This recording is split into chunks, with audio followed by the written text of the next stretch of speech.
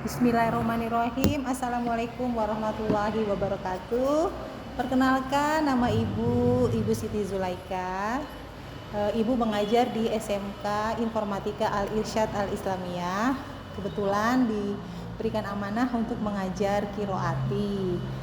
Ibu mengajar dari kelas 10 sampai dengan kelas 12. Di kelas 10, alhamdulillah Ibu diberi kepercayaan untuk mengajar Gharib, kelas 11 dan 12 mengajar tahfiz. Berapa lama menjadi guru? Ibu bergabung di SMK Informatika ini Al-Irsyad itu dari tahun 2018, berarti kurang lebih sekarang 2024 ya, 2025 ya awal. Berarti kurang lebih sudah ada berapa tahun tuh? 6 tahun lebih ya.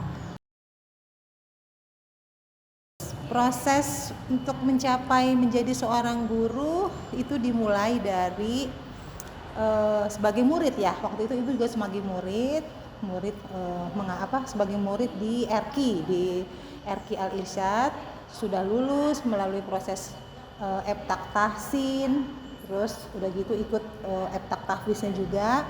Baru Ibu ditawarkan untuk untuk menjadi seorang guru. Waktu itu ditawarkan coba ikut ujiannya dulu gitu sama guru Ibu. Jadi melewati proses ujian untuk mendapatkan syahadah atau sertifikat untuk bisa mengajar. Dan itu prosesnya kurang lebih untuk persiapannya itu kira-kira berapa bulan ya? 6 bulanan. Itu mulai dites semuanya mulai dari tajwid, gharib sampai membaca Al-Qur'an seperti itu.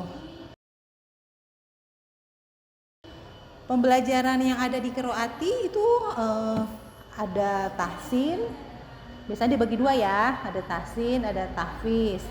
Untuk tahsin itu dimulai dari namanya jilid.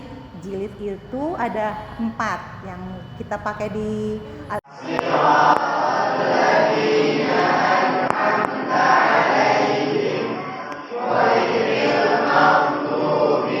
jilid 1 juga ada, jilid 1A, 1B, 2A, 2B, 3A, 3B, 4A, 4B. Sesudah lulus dites dari tiap-tiap jilid, baru nanti naik lagi ke juz 27. Juz 27 juga sama seperti itu. Ngajinya sudah bagus, dites lagi, baru naik lagi nanti menjadi kelasnya kelas Al-Qur'an awal istilahnya, atau Al-Qur'an dasar. Itu dimulai dari kita sama-sama baca dari juz 1, mulai dari Al-Fatihah sampai Al-Baqarah sampai seterusnya.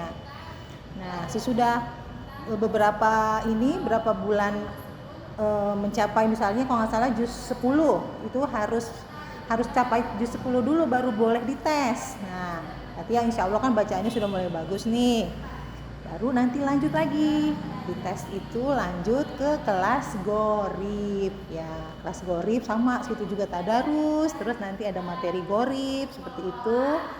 Nah, sudah di tes gharib lulus lagi, baru masuk ke kelas tajwid. Jadi prosesnya memang panjang seperti itu, tapi insya Allah kalau anak-anak semuanya rajin, semangat, itu bisa dilalui dengan mudah seperti itu. Setelah tajwid nanti masuk kelas finishing masuk nanti untuk persiapan Eptak. Itu masuk kelas persiapan Eptak, lulus baru masuk ke kelas tahfiz seperti itu. Nah, di kelas tahfiz nanti ada juga Eptaknya, tapi yang kalau di kelas tahfiz itu yang mengadakan kan lembaga saja. Beda dengan kalau tahsin itu tesnya ada beberapa tahap, mulai dari lembaga yaitu guru-guru yang di sini di SMK Al-Irsyad, lalu nanti lanjut lagi ke Korcam, kecamatan, baru nanti terakhir ke Korcam. Insya Allah anak-anak kalau rajin, semangat bisa melaluinya. Itu ya nak ya.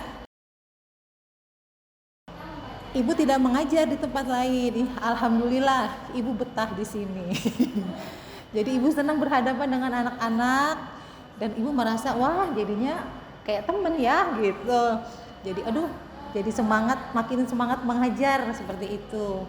Alhamdulillah Ibu betah di sini, Ibu senang di sini, anak-anaknya baik-baik semuanya, soleh dan solehah gitu.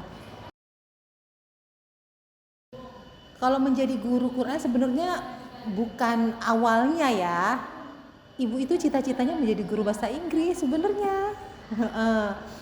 Itu dari awal, mulai dari waktu ibu SMP itu ibu sangat senang sama guru bahasa Inggris ibu itu.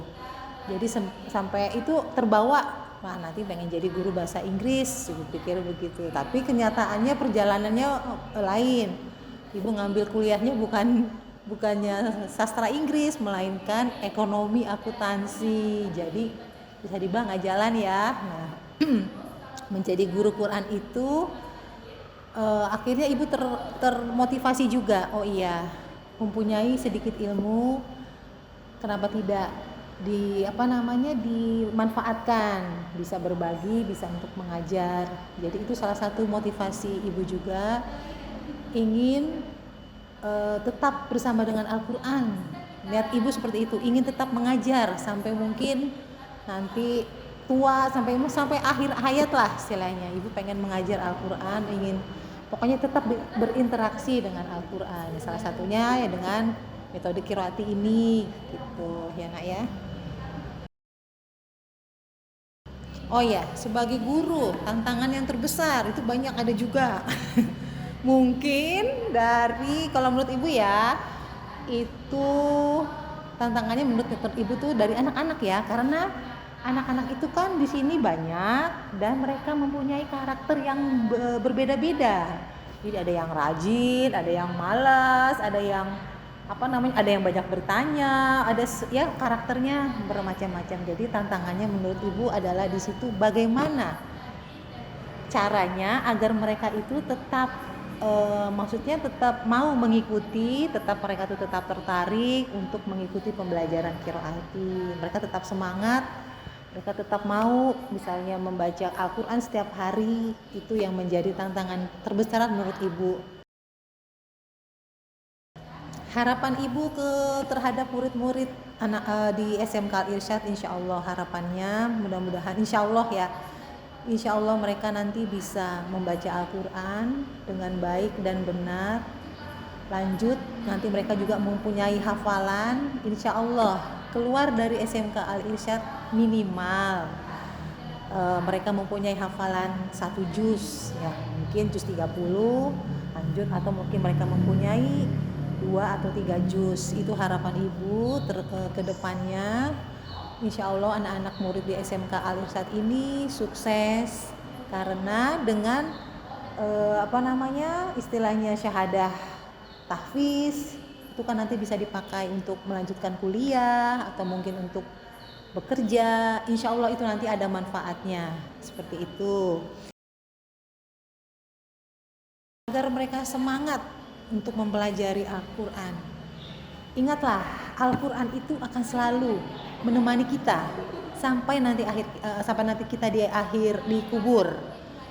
Jadi jangan pernah lepas dengan Al-Quran. Setiap hari berinteraksilah kalian dengan Al-Quran.